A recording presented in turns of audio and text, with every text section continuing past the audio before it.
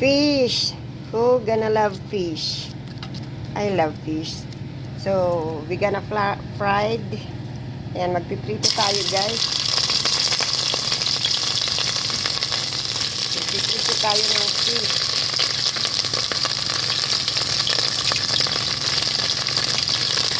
Amoy isda na naman ang bahay namin. Ayan.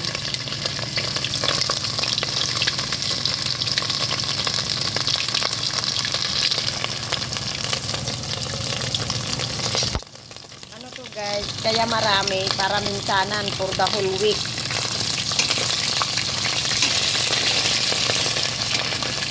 Para hindi ako prito ng prito. Kasi mangangamoy. Mangangamoy ang bahay, guys. Kaya ito, ilalagay ko sa dry container para magtagal. Kasi mag-isa lang naman ako kumakain nito. Hindi siya maalat kasi binabad ko na yan ng tubig tapos saka ko i-drenay sa paper.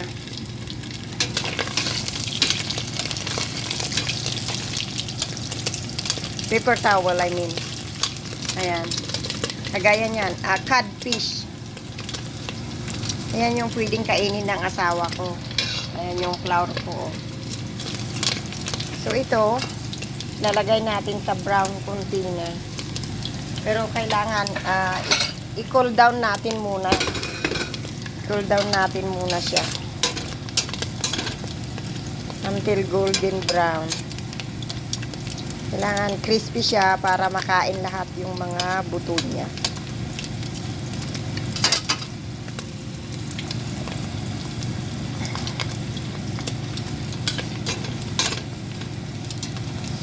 Any kind of oil, but if you prefer, mas maganda yung olive oil.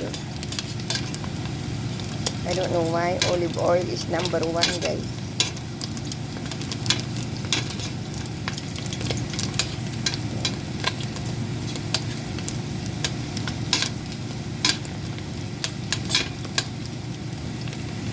Kasi minsan gusto ko yung parang salty sa mouth.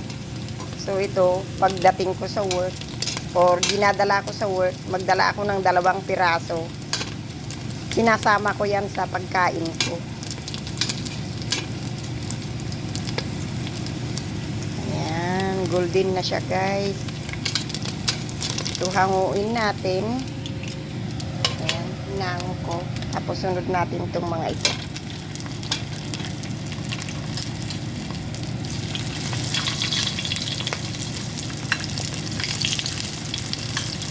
Kailangan yung exhaust fan naka-on para isak niya lahat yung mga usok.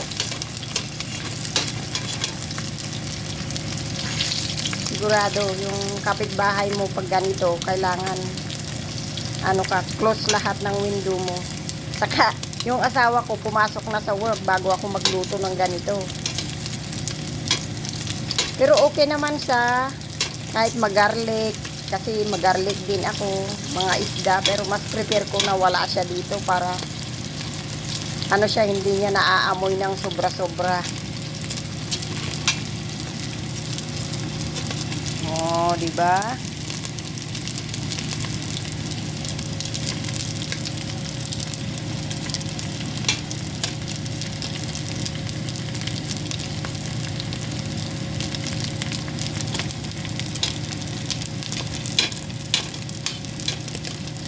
Crispy na siya.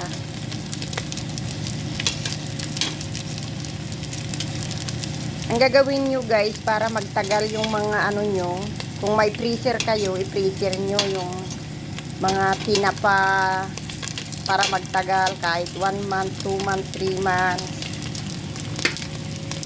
Saka ko ibalik. Put them all together. Para mas ayan, pinag-grease ko lang siya tapos ibalik ko ulit.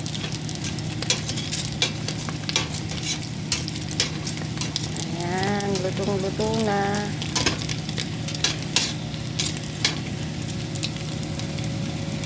Yan yung usok pupunta lahat dito sa exhaust fan.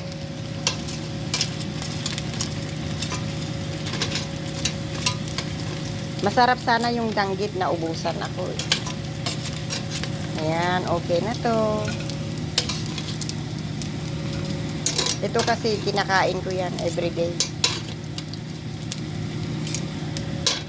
Oh, ito na ngayon.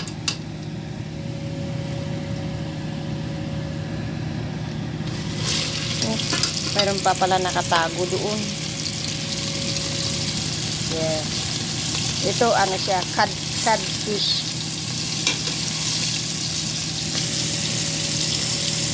Rinay ko lang magluto ng ganito. Para may laman-laman siya.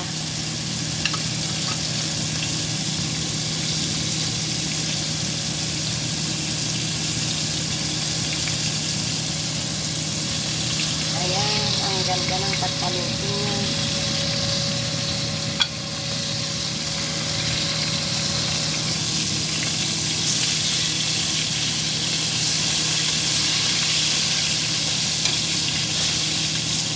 Yan, I marinate black pepper powder and oregano, and I don't put salt.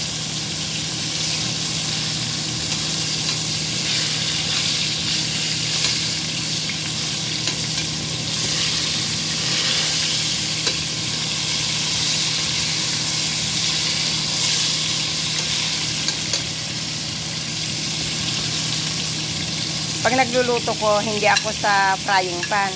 Pag ganito, mas gusto ko yung casserole. Kasi ano siya, mas deep yung ano, para hindi magtalpikan. Ayan na siya, guys. Oh. Crispy na siya.